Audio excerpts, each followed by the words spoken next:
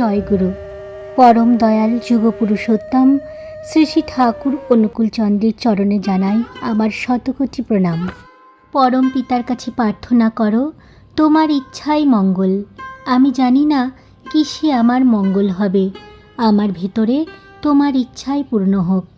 পরম দয়াল যুগপুরুষোত্তম শ্রী শ্রী ঠাকুর অনুকূলচন্দ্রের 10টি মূল্যবান বাণী আজকে আপনাদের সামনে তুলে ধরব। তিনি বাণী দিলেন, বিপাক পথে হাত ধরে যে চলার কায়দা জানিয়ে দেয়, তাকেই জানিস গুরু বলে, অভয় পথে সেই তো নেয়। ইষ্ট গুরুর স্বার্থ রক্ষা, প্রাণ গেলেও তুই ছাড়িস না, সব পাপেতে তরে যাবি, ঋষির বাণী ভুলিস না। জীবন বৃদ্ধির উৎস যিনি, তিনিই কিন্তু নারায়ণ, স্বভাবটা যার ওই ধরনের, তিনিই মূর্ত অবতরণ। ঠাকুর বললেন, ভাবছ বসে চলবে কিসে, ভাববার তুমি কে? ভাববার যিনি ভাবছেন তিনি, তুমি ভাবো তাকে। ইষ্ট তোমার দাঁড়িয়ে আছেন জীবন ভূমির পারে ওপারে, আপন করে নে তারে তুই কর্ম আচার ব্যবহারে।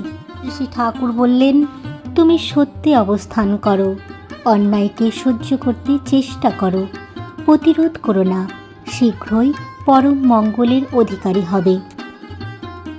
বিদ্যালয়ে ছেলে মেয়ে যতই বিদ্যা শিখুক না, বাড়ির শিক্ষা সুষ্ঠু নইলে শিষ্ট স্বভাব হয়ই না। তিনি আরও বললেন, অসৎ কর্ম করবি না আর প্রায়শ্চিত্তে শুদ্ধ হবি, এই নীতিতে অপকর্মীর পরিত্রাণে যত্ন লবি। ঈশ্বরে তুই নাই বা মানিস, অস্তিত্বকে বুঝিস তো, লালন পোষণ অস্তিত্বে করা ধর্ম বলে তাকেই তো। যে চাহিদায় ঝুঁকবি রে তুই, সেইটিই মন ভাববে, যা করে তা পেতে পারিস, তার থেকে কিন্তু সরবে। পেতেই যদি চাস রে পাগল, সেইটিই তবে কর, যে করাতে ঝোঁক দিলে তোর পাওয়াই হবে বর। দয়াল ঠাকুরের এই মূল্যবান বাণীগুলো শোনার জন্য আপনাদের অনেক অনেক ধন্যবাদ। ঠাকুরের আরও নতুন নতুন বাণী, ইষ্ট আলোচনা, বিভিন্ন ধরনের গান আমি যতটা পারবো আপনাদের শোনাবার চেষ্টা করব।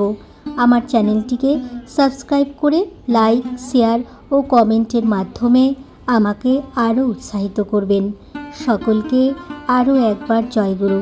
শ্রী শ্রী ঠাকুর আপনাদের সবার মঙ্গল করুন। সবাই ভালো থাকুন, সুস্থ থাকুন।